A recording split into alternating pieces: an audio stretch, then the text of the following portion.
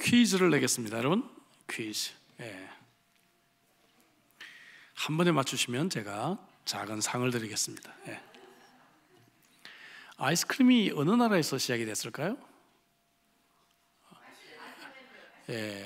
다 틀리셨고, 우리 지혜자매 중국 틀렸습니다. 터키 틀렸습니다. 이태리, 맞았습니다. 박수 한번 쳐주십시오. 우리 한순옥 권사님 모르시는 게 없어요. 이태리에서 처음 이 아이스크림이 시작됐습니다. 그 다음에 우리가 엑스비션을 많이 하잖아요. 요즘 엑스비션 전시회 박람회, 그죠? 이것도 이태리에서 처음 시작이 된 것으로 기록이 되어져 있습니다. 17세기 들어오면서 로마에서 처음 시작이 됐다 그래요. 이런 아이스크림이나 뭐 엑스비션 이런 거를 얘기하지 않더라도 오늘 우리가 살고 있는 이 시대에 그런 문화라든지 철학은 과거 로마의 문화와 철학을 가지고 있다. 그렇게 우리는 이야기들을 많이 하고 있습니다. 로마에 대한 많은 기록들이지만 가장 중요한 책 두 권을 소개하러 간다면 역시 에드워드 기본이 쓴 로마 제국의 흥망사라든지 혹은 또 시오노 나나미가 쓴 로마인 이야기, 이 두 책을 가장 대표적인 책으로 말할 수가 있습니다. 우리 자녀들이 꼭 이런 책은 몇 번을 읽어야 됩니다. 근데 로마의 역사를 이야기하면서 흥미로운 질문이 이것입니다. 우리는 흔히 로마는 하루아침에 이루어지지 않았다 이런 말을 하잖아요. 근데 그런 로마가 어떻게 하루아침에 망했냐는 것이죠. 그렇지 않습니까? 로마가 하루에 이루어지지 않았다는 그런 말을 하면서도 어떻게 그런 로마가 하루아침에 그렇게 멸망하고 말았는가 하는 그런 질문이 우리들에게 있단 말이죠. 그래서 로마의 이 멸망에 대해서 많은 역사가들은 분석들을 하고 있습니다. 그래서 제가 그런 역사들을 쭉 읽어보니까 대충 뭐 많은 이야기들을 해요. 인력이 부족했다, 그 다음에 토지 소유가 너무 집중했다, 오늘날로 말하면 이 부동산의 과열, 투기 뭐 이런 거, 그죠?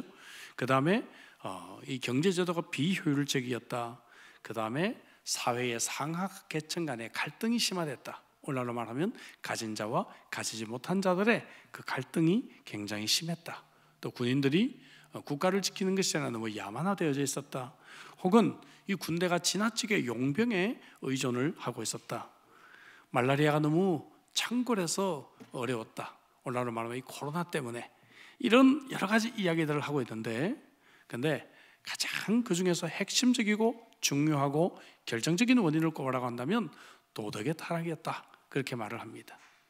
로마를 우리가 여행해보고 또 로마의 여러 유적들을 보면서 우리는 실감있게 그 시대에 얼마나 도덕적인 부패상을 우리가 볼 수 있는지 몰라요. 근데 이제 이렇게 말하다 보면 그럼 그때 국교가 기독교가 아니었냐라고 하는 질문을 우리가 받게 되는 것이죠. 그렇지 않습니까?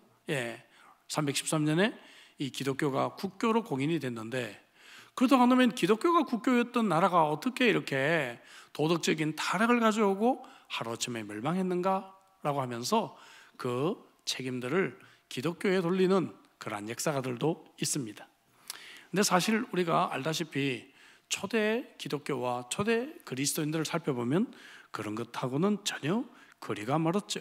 정말 이웃을 사랑했고 희생했고 믿음 때문에 권력을 포기했고, 그리고 뭡니까? 핍박만 받고 서로 사랑하며 살아왔던 그러한 공동체가 초기 기독교의 공동체였던 것입니다. 그래서 초기 기독교 공동체의 이런 거룩한 문화 때문에 로마가 급성장을 했고, 이 기독교가 자기 구실을 못하고 타락할 때마다 나라는 휘청거리기 시작하고 결국 멸망의 길을 가지 않았냐 하는 것입니다. 그래서 어떤 역사가는 이런 말을 합니다. 초기 로마의 기독교가 세상의 소금이었다고 한다면 후기 로마의 기독교는 막스의 비판처럼 민중들을 타락시킨 아편이었다, 그렇게 우리는 말을 하게 되는 것이죠. 오늘날도 동일한 질문을 우리가 던져볼 수가 있습니다. 오늘 이 시대를 바라보면서 과연 교회가 소금의 역할을 하느냐 아니면 아편과 같은 역할을 하느냐, 그것에 따라 정말 우리 그리스도인들이 사회를 변혁시키는 사람이 될 수도 있고, 반대로 사회를 타락시키고 사회를 멸망시키는 사람이 될 수도 있다는 것입니다. 자, 그렇다고 하면 이 로마의 문화를 꽃피게 했던 당시 로마의 교회의 모습은 어땠을까? 우리가 이제 2주 전부터 초대교회 이야기를 좀 주일날마다 나누고 있지 않습니까? 초대교회를 통해서 이 건강한 교회 꿈을 함께 말씀을 나누면서 오늘 이제 이 사라 유니스 사랑방 헌신 예배 때 이 로마 교회에 대한 말씀들을 가지고 함께 말씀을 좀 생각해 보고 싶습니다. 로마 교회가 어떻게 시작이 됐는가? 대부분의 복음주의 학자들은 사도행전 2장에 나오는 오순절 사건 때 그때 성령의 은혜를 받았던 그러한 사람들이 로마에서 온 유대인들이 특별히 로마로 돌아가 교회를 세웠을 것이다, 그렇게 추정을 합니다. 목회자도 없이 세워진 이 로마 교회가 로마 사회에 큰 영향을 끼치고 있었다는 것은 첫째는 전적인 하나님의 은혜이고, 둘째는 틀림없이 이 로마의 교회는 건강한 교회였음에 틀림없을 거다 하는 것이죠. 바울에게서도 인정을 받아요. 로마서 1장 8절에 보니까 교인들의 믿음이 온 세상에 전파되었다라고 말하고 있습니다. 전파되었다라고 하는 이 말은 복음을 전했다는 말이 아니라 소문이 났다고 보고가 되었다, 그렇게 원어적으로 번역하는 것이 정확한 번역입니다. 로마 교회 소문이 온 세상에 났다는 것입니다. 우리 신랑교회도 온 세상에 소문이 났습니다. 할렐루야. 우리 교회가 이 코로나에 건축한 교회로 지금 아주 전 세계적인 명성을 떨치고 있습니다. 자, 그러면은 우리 로마 교회로부터 우리는 어떤 건강한 교회 꿈을 배울 수 있을까? 세 가지 오늘 생각해 보겠습니다. 첫째는 뭔가 하면은 다양한 일꾼들의 헌신이 있었다는 것입니다. 로마 교회를 볼 때 이 다양한 일꾼들의 헌신 때문에 교회가 건강하게 세워졌다는 것이죠. 말씀드렸다시피 목회자도 없이 교회가 이렇게 튼튼하게 섰다는 것입니다. 오늘 특별히 16장 3절부터 5절까지만 읽었지만 16장 전체를 우리가 한번 봐야 됩니다. 여기에는 바울이 주님의 교회를 위해서 함께 수고한 동역자들을 소개하고 있는 것입니다. 성경에 왜 이렇게 사람 이름이 나올까? 성경 읽다 보면 의아하지 않습니까? 성경에 왜 이런 게 기록됐을까? 어떤 할머니는 성경 읽다가 사람 이름만 읽어서 목사님이 다른 것도 읽으세요 그랬더니 다른 거 읽어서 뭐합니까? 곧 천국 가면 사람이라도 알아봐야죠 그러면서 이 성경에 사람 이름만 골라서 읽었다 하는데, 우리는 이 성경 읽다 보면 이름만 읽으면 좀 지겹잖아요. 그렇지 않습니까? 근데 왜 이것이 성경에 기록이 됐을까? 이유가 있단 말이죠. 그것은 바로 주님의 교회를 위해서 헌신한 이 사람들을 성령께서 기억하시고 하나님이 기억하신다는 것을 보여주고 있다는 것입니다. 한 명 한 명의 또 은혜가 우리들에게 주어져요. 자, 세려 보니까 33명이 나옵니다. 이거 우리한테 익숙한 숫자죠? 그죠? 독립선언서, 그죠? 33인. 로마 교회 성도가 이 중에서 24명으로 압도적으로 많이 나와요. 물론 로마 교회 보낸 편지니까 많이 나오지 않았을까 생각하지만 그래도 참 많은 사람의 이름이 성경에 기록됐다는 것이죠. 우리 실로암교회 성도 이름도 이 하나님께서 우리 실로암전서, 실로암후서를 쓰면 많이 나오지 않을까 그렇게 생각을 합니다. 아멘이시죠? 그리고 로마 교회가 24명이라 그랬죠? 고린도 교회가 그 다음 9명 이렇게 나와요. 그렇게 33명이 나옵니다. 남자가 24명이 나오고 여성이 9명이 나와요. 왜 여자가 적게 나올까? 천만에요. 여러분, 그 당시 문화를 보면 여성들은요 이름이 나온다는 자체가 이건 대단한 겁니다. 여러분, 그것을 이해하셔야 돼요. 여성의 이름이 성경에 등장한다는 것은 등장할 때 우리는 눈을 켜고 봐야 됩니다. 도대체 무슨 일이지? 정말 하나님께서는 이 9명이나 되는 여성의 이름을 그 당시 문화 속에서 성경에 기록하게 해줬다는 것입니다. 참 다양한 사람들입니다. 33명을 분석해 보면 젊은이가 있는 반면에 노인이 있고, 싱글이 있는가 반면은 부부가 있고, 사업가가 있는가 하면 공무원이 있고요, 지식이 있는가 하면은 정말 무식한 사람들도 있고, 귀족이 있는가 하면 노예도 있고요. 주님의 교회를 위해서는 여러분 다 필요한 줄로 믿습니다. 하나님의 교회는 이렇게 다양해야 건강한 교회입니다. 어떤 교회 가보면 목사님 저희 교회는 다 스카이 출신들이 아니면 교회 오기가 어려워요, 뭐 이런 분들이 계셔요. 그냥 설교하지 않고 나오고 싶은 마음이 딱 들기도 하고요. 어떤 교회 가보면 저희 교회는 오시려면 자동차가 그래도 어느 정도는 돼야 주차장에 좀 창피하지 않게 잘 주차할 수 있습니다, 뭐 그런 교회도 있더라고요. 기가 막혀가지고 제가 기가 막혀서 이거 올라가서 무슨 설교를 해야 되나 그럴 때가 있었습니다. 또 어떤 교회 가보면 우리 교회는 젊은이 교회입니다 그러고 나이 든 사람 못 오게 해. 그런 교회도 있고요. 어떤 교회도 가면은 우리는 시니어 교회입니다 해서 젊은 사람도 등록을 안 받아. 그런 교회도 있어요. 물론 뭐 특수적인 사역을 위해서는 필요하겠죠. 제가 비판하는 건 아닙니다만은 건강한 교회는 여러분 어린아이부터 나이 든 노인까지, 그죠? 남녀노소 할 것 없이 모두가 함께 어우러진 공동체, 서로를 통해서 배우는 공동체가 건강한 교회인 줄로 믿습니다. 많은 얘기를 할 수 있지만 귀족과 노예 얘기만 좀 해볼게요. 이것이 우리들한테는 좀 생소한 거니까, 그죠? 로마의 귀족들이 막 본문에 나오고 10절 볼까요? 10절 보니까 아리스토블로, 이 헤롯 대왕의 손자더라고요. 보니까 와, 왕의 손자면은 이거 뭡니까? 왕자가 로마 교회의 교인이 돼서 11절에 나기수, 이 사람은 충청도 사투리 같은데 클라우디오 황제의 비서예요. 비서. 15절에 보니까 네레오가 나와요. 네레오. 이건 북한 사투리 같죠? 이름이. 근데 이 사람은 도미티아누스 황제 시절에 막강한 권력을 행사하던 훌레비우스 클레멘테의 비서였습니다. 여러분, 모두가 지금 기독교를 잔인하게 핍박하고 있는 이 시기에 로마의 귀족 중에 귀족들이 로마 교회 성도가 됐다는 거예요. 할렐루야. 와, 근데요, 이 사람들이 기독교인이 되려면요 그냥 되는 게 아니에요. 그러면 자기의 기득권을 다 포기해야만 됐습니다. 다 포기해야 돼요. 왕족 다 포기해야 돼요. 예? 밥 굶을 각오하고 핍박받을 각오하고 교인이 되는 겁니다. 오늘날도요, 이번 주간부터 이제 돌아온 주일날 특별히 광고하고 기도하겠지만 전 세계에서 핍박받는 3억 명의 그리스도인들을 위해서 기도하는 주간이에요. 알겠죠? 예. 세계 기도 주간이에요. 저는 그런 나라 성도들을 압니다. 만나보기도 했고요. 예?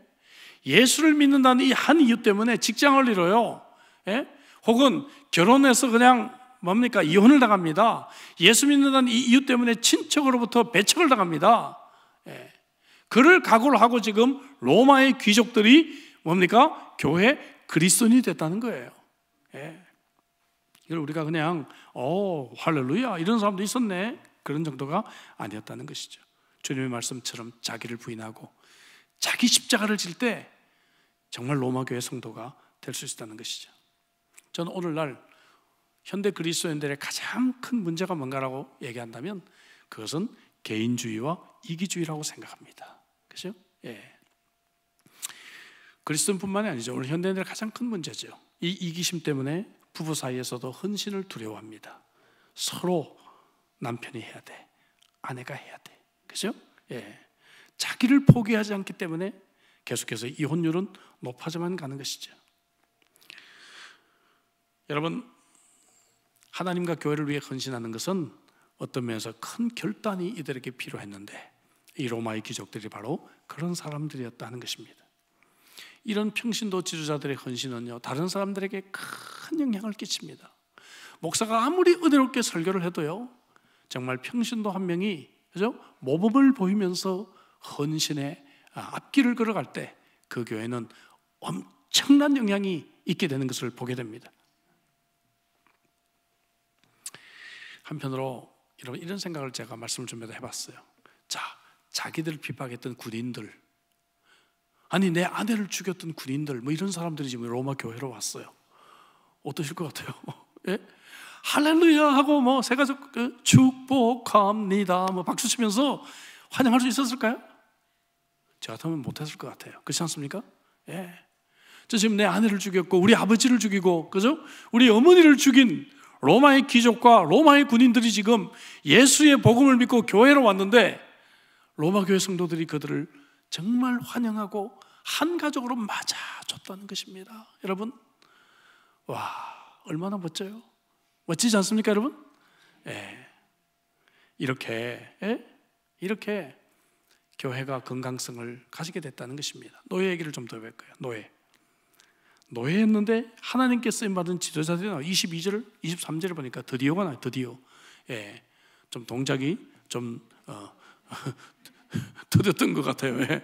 드디어란 말은 건데 원래 이 말은 셋째란 뜻입니다. 셋째, 알겠죠? 또 구와도가 나와요.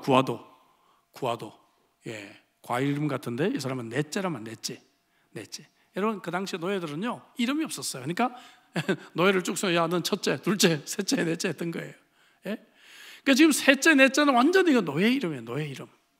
이 노예가 이 성경에 기록되어 있어요. 근데 여기 보니까 드디어는 상당히 지성 있고 똑똑한 사람이었던 것 같아요. 바울의 편지를 대필했어요. 알겠죠? 여러분, 바울의 문체가 얼마나 어려운지 아세요? 이거 지금으로 말하면요, 하버드 대학 출신이 쓰는 문장들입니다. 근데 이거를 대필할 정도로 드디어는 굉장히 똑똑했던 노예 같아요. 그렇죠? 예. 이런 노예가 또 하나님께 쓰임을 받게 됐다는 것이죠. 여러분, 교회에서 노예를 이렇게 교회 지도자로 쓰고 일꾼으로 썼다는 것입니다. 지금 우리는 이런 개념이 없어요. 근데 사극 같은 거 보면 노예가 어떤 존재인지 아시잖아요. 그렇지 않습니까? 이 노예가 이렇게 쓰임을 받다뇨, 여러분. 예? 예.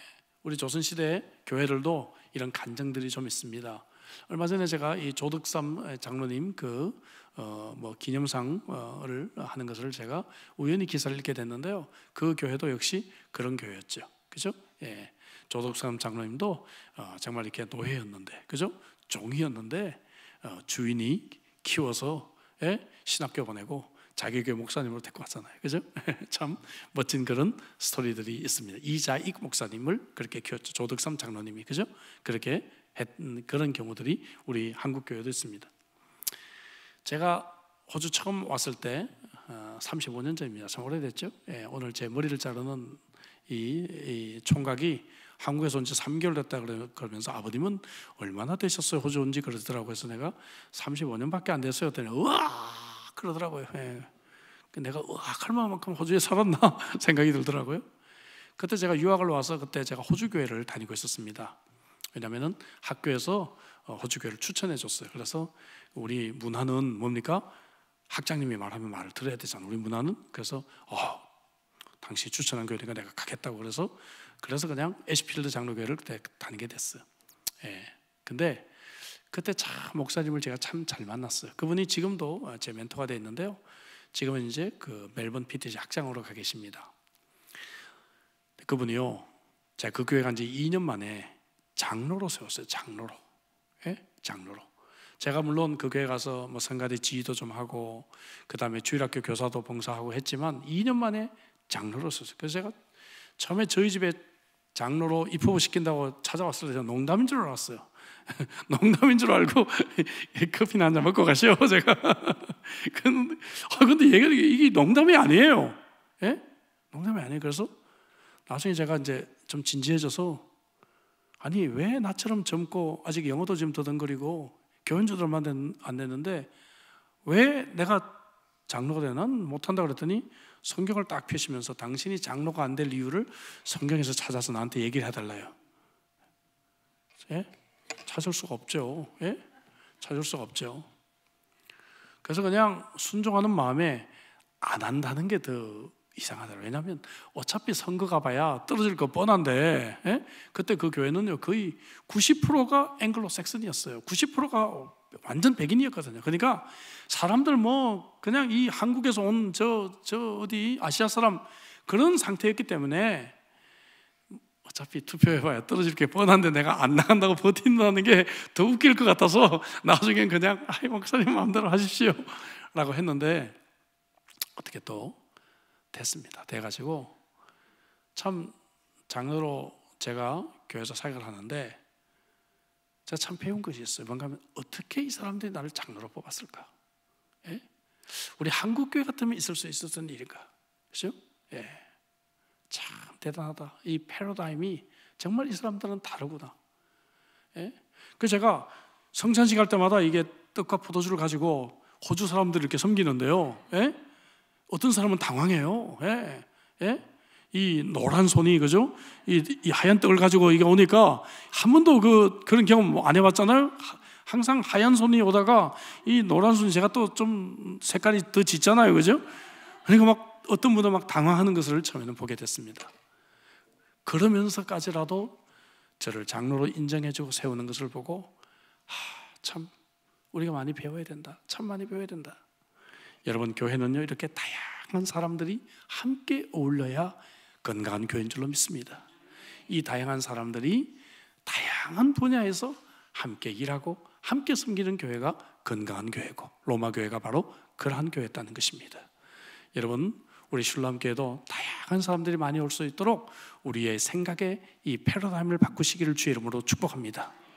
두 번째는 이 로마 교회는 확고한 신앙의 뿌리가 있는 교회였어요. 이거 너무너무 중요합니다.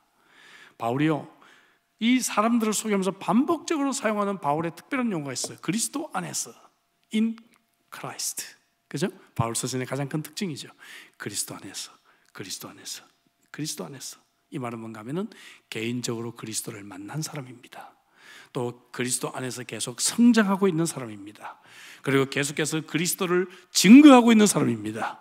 그리고 계속해서 그리스도에게 헌신하고 있는 사람입니다. 이것이 바로 in Christ라고 하는 말의 가장 핵심입니다. 바울의 신학의 가장 핵심이에요. 여러분, 오늘 이 저녁에요, 바울의 신학의 핵심을 다 배운 겁니다. 바울의 신학의 핵심은 in Christ, 그리스도 안에서, 그리스도 안에서. 바울 사도가 로마서를 기록하는 가장 중요한 목적이 무엇인가 하면은, 바울은 그 당시 세계의 중심지였던 로마에 가서 복음을 전하고 선교하고 싶었어요. 바울 서신에 보면 그런 얘기가 나오잖아요, 그죠? 그런데 길이 열리지 않았어요. 하나님의 길이 열리지 않았어요. 그러니까 바울은요, 애타는 마음으로 내가 한 번도 가보지 못했던 교회니까, 그죠? 저 교회에다가 가장 복음의 핵심을 편지해야 되겠다. 그래서 쓴 편지가 로마서예요. 그 로마서는 가장 기독교의 복음을 정확하고도 분명하게 설명하고 있는 성경이 된 거죠. 할렐루야. 하나님의 뜻이 있는 거예요. 우리도 막 하나님의 사역을 하고 싶어서 막, 하나님 나 이거 사역하고 싶어요. 그런데 길이 안 열릴 때가 있잖아요. 근데 그 속에 또 하나님의 은혜가 있습니다, 여러분. 예? 하나님의 놀라운 은혜가 있는 것이죠, 그 속에. 예. 그래서 여러분, 이 바울이 로마를 못 갔기 때문에, 바울이 방문한 교회는 바울이 직접 방문해서 직접적으로 복음을 설교했잖아요. 근데 로마는 못 갔기 때문에 바울이 정말 쓰고 싶은 내용은 뭔가 복음이란 말이죠. 그래서 이 복음을 가장 정확하게 교리적으로 정리하고 있는 그러한 서신이 됐다는 것입니다. 특별히 교회 일꾼들, 평신도 지도자들이 이 신앙의 뿌리가 든든하게 세워질 수 있기를 위해서 기도하며 로마서를 썼을 것이고, 로마 교회 성도들은 이 바울의 기대에 어긋나지 않게 그들은 믿음의 뿌리를 복음 위에 굳게 내리고 있었다는 것이 틀림없어요. 예를 들어 볼까요? 7절 보니까 7절 바울의 친척이었던 안드로니고와 유니아가 나와요. 유니아가, 유시도 나오네요 보니까. 예. 이 사람 바울보다 먼저 예수를 믿은 사람이라고 기록하고 있습니다. 자, 이것도 중요해요. 성경에는 자세하게 안 나와 있지만 더 이상 이 사람에 대한 기록이 없어요. 근데 우리가 행간의 의미로, 그죠? 예, between the lines, 그죠? 행간의 의미로 우리가 한번 생각해 볼 수 있잖아요. 그러면 먼저 예수를 믿은 바울의 친척이 친척들의 구원을 위해서 기도했겠어요, 안 했겠어요? 예, 여러분들은 기도 안 하나 봐요. 예. 당연히 친척들을 위해서 기도했겠죠. 친척 중에서 제일 잘난 놈, 그놈 예수 믿으면 좋겠다, 그런 생각 해요, 안 해요? 하잖아요? 그게 누구였겠어요? 바울이지 않았겠어요, 그죠? 그러니까 먼저 믿은 이 친척들이요, 바울을 위해서 간절하게 기도했을 거란 말이에요. 우리 집안에 가장 똑똑한 뭡니까? 하버드 대학의 PhD를 받은 저 바울이 예수를 믿으면 얼마나 하나님 앞에서 크게 쓰임 받을까 하면서 간절하게 기도하지 않았겠냐 하는 것입니다. 와, 이런 바울의 회심의 배후에 친척들의 중보 기도가 있었을 것이다 하는 것이죠.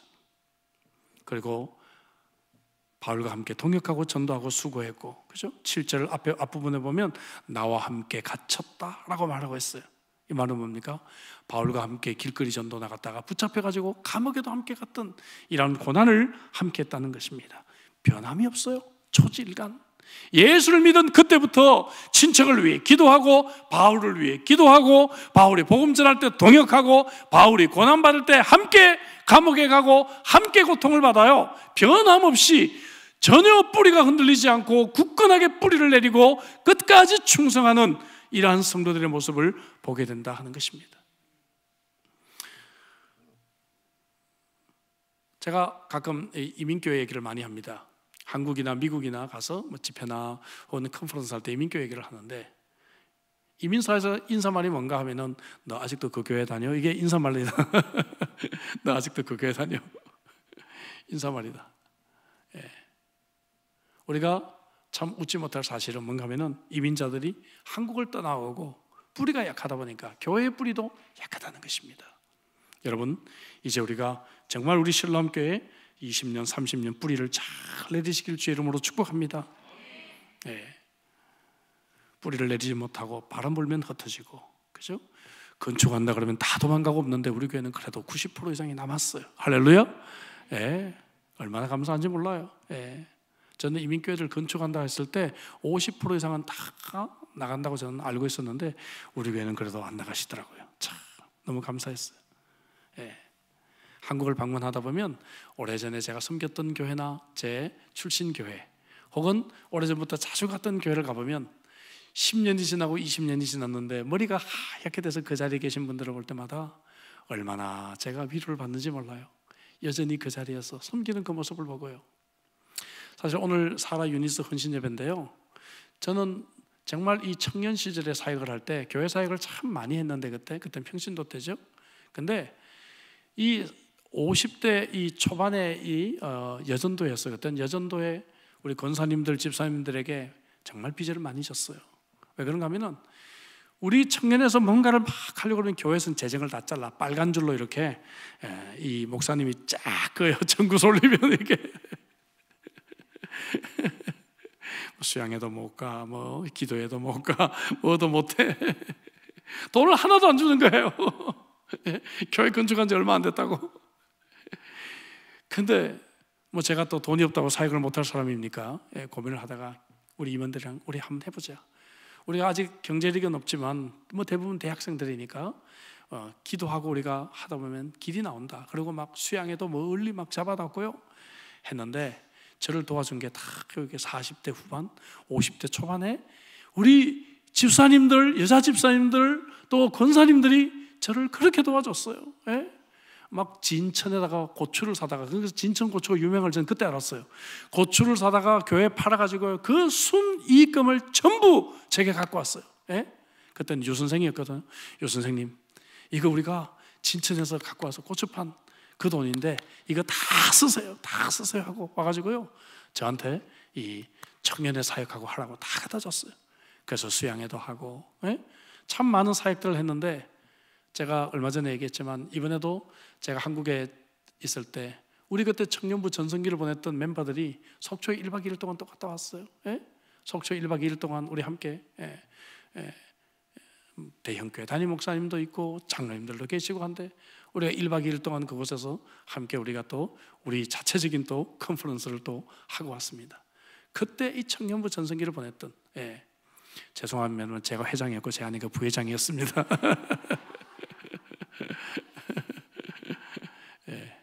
제가 그래서 프로포즈도 후배들에게 물려줄 때, 그 총회할 때 며칠 전에 제가 시내버스 타고 가면서 1년 동안 부회장 하니까 잘하던데 평생 부회장을 하면 좋겠다라고 프로포즈를 제가 했죠. 지금도 부회장을 하고 있습니다. 여러분, 근데요, 제가 그 모교회를 정말 이곳에 있으면 가끔 가보면 그때 지금 이렇게 얼마나 이쁘실 때, 그죠? 이렇게 이쁘신 분들이 하얀 머리가 돼가지고 하얀 머리가 돼서 여전히 그 자리에 계시는 모습을 보면요, 제가 참 눈물이 나요. 솔직한 표현으로 눈물이 나요. 세월이 벌써 20년이 가고 30년이 가고 했는데 여전히 저 자리에서 저렇게 섬기는 그 모습 보니까 이민교회 목사로서 눈물이 나요. 그래, 세상의 사람들은 안 알아줘도 내가 이민 목회를 한 나는 알지. 얼마나 저분이 귀한지 나는 알지. 그런 마음이 제 마음속에 있는데 하나님은 얼마나 그 마음을 아시겠냐 하는 것이죠. 그렇죠? 여러분, 이렇게 뿌리를 견고하게 내리고 복음 위에 뿌리를 견고하게 내리고 하나님의 교회에 뿌리를 견고하게 내린 이러한 무명의 성도 1명, 2명이 있을 때 그 교회는 건강한 교회가 되고 사회를 바꿔놓는 그러한 교회가 될 줄로 믿습니다. 마지막 세 번째, 목회자의 충성된 동역자였다는 것입니다. 이런 자들이 로마 교회에 많았어요. 로마 교회가 이처럼 건강한 교회가 될 수 있었던 것은 먼저 다양한 일꾼들의 헌신이 있었다 그랬죠. 또 두 번째로는 확고한 신앙의 뿌리가 있었어요. 그리고 마지막 세 번째로는 목회자들의 충성된 동역자들이 그곳에 있었다는 것입니다. 동역자란 말은 짐을 같이 지고 매를 같이 맞는 자, 이런 원어적인 의미가 있는 단어가 쓰여졌어요. 4절에 보니까 좀 더 구체적으로 표현합니다. 그들은 생명을 바쳐 헌신하는 동역자에 있다, 그렇게 표현을 하고 있어요. 교회를 연구한 학자들에 의하면 좋은 교회는 반드시 목회자에게 충성하는 그러한 성도들이 많이 있는, 그러한 신실한 동역자들이 있는 교회다, 그렇게 말을 합니다. 저도 여러 교회들 다녀보면 건강한 교회 특징 중에 하나가 이처럼 목회자와 한마음이 되어서 교회를 잘 섬기는 건강한 평신들이 많이 있는 교회임에 틀림없어요. 자, 오늘도 이 본문에서 두 케이스만 한번 생각해 보죠. 바울도요, 어쩌면 자기 마음속에 가장 충성된 동역자이기 때문에 먼저 말하지 않았나 싶어요. 그죠? 성령께서 그런 마음을 알고 순서를 정하지 않았나 싶어요. 1절, 2절 보니까 먼저 소개된 사람 베베가 소개돼요. 베베. 예. 이 사람은 베베 꼰 사람이 아니에요. 그죠? 이름은 베베지만 겐그레아 교회 자매였습니다. 겐그레아는 고린도에서 약 한 9km 떨어진 항구 도시입니다. 아무래도 고린도에서 바울을 만났던 것 같아요. 그래서 예수님을 믿게 됐고 바울의 이 심부름으로 편지를 로마 교회에 전달한 사람이에요. 작은 심부름이에요. 그죠? 어떻게 보면 그냥 편지를 전달해요. 오늘날로 말하면 택배 아가씨. 그죠? 택배 아가씨. 그런데 이 사람의 이름을 제일 먼저 기록하고 있다는 것이죠. 그죠? 예. 이 작은 일을 성실하게 감당한 이 사람을 바울이 알아주고 성령이 알아주고 하나님께서 알아주게 되었다는 것입니다. 할렐루야. 여러분, 세상적으로 생각하면 이런 생각할 수 있어요. 뭔가 하면은, 아니 내가 이런 심부름이나 하려고 내가 고린도까지 유학을 왔나? 예? 아니 내가 예수 믿었더니 기껏 나한테 시키는 게 뭐 편지나 심부름 갖다 주라고? 이런 생각을 할 수도 있지 않겠어요? 근데 이 베베는 이 작은 일을 성실하게 수행했기 때문에 이 편지가 로마 교회에 전달됐고 로마 교회에서 참으로 이 사람들이 복음을 통해 자라게 됐다는 것입니다. 실제로 제가 짧지 않은 세월 목회를 하면서 교회에서 정말 소중하고 정말 필요한 사람은 뭔가 하면은 이렇게 작은 일을 성실하게 하는 사람들이에요. 작은 일을 성실하게 하는 사람들. 그죠? 예, 픽업하고 간식을 담당하고 점심때 설거지하고, 그죠? 커피를 준비하고. 이 자매가 바울과 여러 사람의 보호자가 되었다, 그렇게 말하고, 보호자가 되었다. 예. 여러분, 우리 여성들의 많은 역할들이 있지만 여성의 역할 중 하나가요, 이 목회자들, 교역자들을 잘 보호하는 역할을 하시기를 주의 이름으로 축복합니다. 제가 어떤 교회는요, 젊고 핸섬한 목사님이 담임 목사로 부임했어요. 근데 권사님 한 분이 꼭 집회를 따라다니십니다. 어디 가서 설교하면 권사님 한 분이 꼭 따라다니세요. 왜 그런가 물어봤더니요, 우리 권사님은 암행어사입니다 그러시다가, 암행어사. 이 권사님이요, 가서 물론 은혜도 받지만 항상 멀찍이 자기 담임 목사를 보다가 어떤 젊은 여자가 와서 목사님 옆에서 사진 찍으려고 하면 딱 가서 같이 선대요. 예. 왜냐하면 이 괜히 사진 한 장이 교회에 어떤 분란을 가져올 수 있으니까. 예? 전혀 목사님은 모르는 사람인데도 불구하고 목사님이 어떤 젊은 여자랑 사진 찍은 것만 딱 해서 어떤 나쁜 사람이 교회에 그냥 배포하고, 그런 교회가 있대요, 여러분. 예? 그런 교회가 목사님 싫으니까 그냥 그런 사진만 익명으로 그냥 교인들에게 돌린대요. 그냥 그러면 이제 소설을 쓰기 시작하잖아요. 우리 한국 사람의 특징이 소설은 또 잘 쓰잖아요, 그죠? 예, 또 약간 야사 이런 거 잘 쓰잖아요, 그죠? 어머, 목사님이 어디 미국 가셔서 세상에 이러면서 이제 소설 쓰잖아요. 예?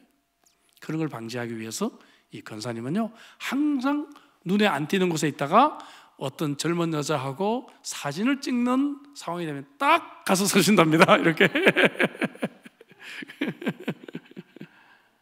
그때는 저도 웃었는데 생각해 보니까, 와, 이 권사님 참 훌륭하다. 자기 목회자를 지키기 위해서 저렇게 하는구나. 그죠? 지키기 위해서 하는구나. 여러분, 여성들이 많은 역할을 해야 되지만 여러분들이 섬기는 교역자들 잘 지켜주시기를 주의 이름으로 축복합니다. 3절 4절 바울이 특별한 애정을 가졌던 브리스가와 아굴라, 그죠? 브리스길라, 이거는 풀네임이고 브리스가, 이거는 약자입니다. 혹은 브리스 이렇게 나오기도 해요. 예. 자, 이 사람들의 이름이 6번 성경에 등장해요. 이 사람은 꼭 부부가 같이 등장합니다. 근데 6번 중에 4번이 아내 이름이 먼저 나와요. 제가 성경에서 이름 나온 순서가 중요하다고 그랬죠? 이건 다 의미가 있습니다. 아내 이름이 먼저 나오는 건 이거 획기적입니다, 여러분. 예? 왜 그랬을까요? 아마 그 가정에서 신앙에 대해서는 여성이 좀 더 리더십을 가지고 있지 않았나 그렇게 생각이 해요. 근데 이 사람들의 스토리를 보면 당연히 그럴 수밖에 없어요. 왜냐하면 바울이 그 집에서 하숙을 했잖아요. 그죠? 여러분, 하숙하려면 남자의 리더십이 커야 돼요? 여자가 더 하숙하자 해야 돼요? 여자가 하숙하자고 우겨야 되잖아요. 그래서 바울이 하숙생으로 들어가요. 이 집에 하숙생으로 들어가가지고 보니까 같은 업이네. 우리 텐트 만드는 직업 우리 똑같네. 그래가지고 같이 텐트를 만듭니다. 여기서 우리가 그 유명한 선교 용어 텐트 메이커란 말이 나왔어요. 선교 용어로 텐트 메이커란 말은 자베량 선교사를 말해요. 내가 일하면서 스스로 돈을 벌어서 선교하는 사람들, 그것을 영어로 텐트 메이커다 그렇게 말하는데 여기서 나왔어요. 왜냐하면 바울이 텐트 메이커였으니까. 예. 여러분, 이 사람들은 원래 보니까 로마에 있었는데 뭡니까? 로마 황제의 칙령에 의해서 쫓겨났어요. 로마도 자기 나라 아니었잖아요. 원래 유대인들이었는데, 자, 원래 유대인이었고 로마에 이제 잘 살아보세요 하면서 이민을 갔는데 쫓겨나서 고린도까지 왔어요. 여기서 바울을 만나가지고요 예수를 믿게 됩니다. 그때는 이제 인생관이 달라졌어요. 그래서 바울이 에베소로 전도를 가니까 또 따라가요. 에베소로. 예? 에베소로 따라가서 또 복음을 전하고, 그때도 계속 그 집에서 하숙했는지는 잘 모르겠어요. 어쨌든 갔고, 그 다음에 또 나중에 여기 보니까 바울의 그 마음이 있었던 로마 교회에 와가지고 귀중한 평신도로서 교회를 섬기고 있잖아요. 예? 와, 이런 사람, 오늘 본문을 그래서 3절부터 5절까지만 읽었어요. 이런 사람 때문에 바울의 선교는 여러분 성공적인 선교가 될 수 있었다는 것입니다. 저는 한국의 사랑의 교회 현장을 잘 압니다. 사랑의 교회 순장 중에 그런 분이 계세요. 일부러 전세 이사를 갑니다. 그때는 전세가 1년이었어요. 지금은 이제 계약이 2년이지만 1년이었어요. 1년 동안 전세 계약을 해서 어느 아파트를 가서요, 그 아파트에 있는 사람들을 다 전도해요. 다 전도해요. 알겠죠? 그래서 더 이상 안 된다라고 판단이 들면 이제 자기가 맡았던, 순장 맡았던 이 다락방 순모임을요 자기가 키웠던 후배에게 물려주고 자기는 엉뚱한 아파트로 다시 다른 데로 이사를 갑니다. 왜냐하면 전도하기 위해서. 그래서 그곳에 가가지고 다시 그곳에서 순장 맡아가지고요 한두 사람 데리고, 어떨 때는 아예 그냥 없어요. 수는 없는 다락방을 만들어요. 자기가 혼자 순장이에요. 그래서 그 아파트에서 1년 동안 열심히 전도해서 또 다락방 순을 하나 만들어놔요. 예? 그리고 이 아파트 좀 전도할 사람 더 있다 그러면 전세를 1년 연기해서 1년 더 전도하고, 만약에 더 이상 안 되겠다 싶으면 이제 또 전세 계약 마감하고 다른 아파트 또 이사 갑니다. 여러분, 이 사랑의 교회가 그냥 막 모이던 게 아니에요. 이러한 여러분 성도들의 그러한 열정과 헌신 때문에 오늘날 사랑의 교회가 있게 된 것이다 하는 것이죠. 브리스길라 아굴라도 이렇게 전도를 다닌 사람들이다 이거죠. 교회를 충성한 사람들, 목회자에게 충성된 그러한 성도들, 이런 교회는 정말 세상을 변혁시키는 그러한 교회가 될 줄로 믿습니다. 마지막 부분에 보면 바울의 서신은 오직 평화와 사랑을 강조하고 있는 것으로 끝이 나고 있습니다. 계속 입맞춤하라. 그래서 호주교회 왔더니 막 입맞춤을 하더라고요. 그래서 저는 막 놀래가지고 막 이렇게 피했는데요. 근데 뭐 우리 한국 문화에는 조금 어색하죠. 이 말은 뭔가 하면 서로 이렇게 평화의 관계, 좋은 관계, 무난하라 그 말이겠죠. 17절 18절에 보면 로마 교회도 분쟁을 일으키는 사람들이 있었던 것 같아요. 어느 교회나 그렇죠? 근데도 20절에 보니까 평강의 하나님을 강조하고 있지 않냐 하는 것입니다. 그리고 바울은 어떤 서신서보다도 이 마지막 장에 사랑하는 이렇게 붙이고 있는 것을 보게 됩니다. 정말 초대교회 편지들을 보면 오로지 이 초대교회 모습들은 사랑과 평화의 공동체였다는 것을 알게 됩니다. 이런 세상을 변혁시키는 평신도가 되기 위해서는 무엇보다도 이처럼 사랑과 평화의 공동체로 우리가 만들어가야 될 줄로 믿습니다. 주신 말씀 가지고 우리 한번 간절히 기도하죠.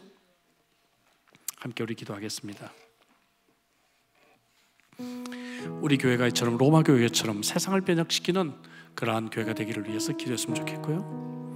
오늘 헌신예배 드리는 사라 유니스 사랑방 우리 회원들이 이처럼 참으로 다양하게 주님과 교회를 위해 섬기는 자들이 되고 신앙의 깊은 뿌리를 내리게 되고 그리고 교회의 깊은 뿌리를 내리고 목회자와 교회에 충성된 일꾼들이 되기를 위해서 주신 말씀 가지고 우리 한번 간절하게 기도하도록 하겠습니다. 기도하시겠습니다.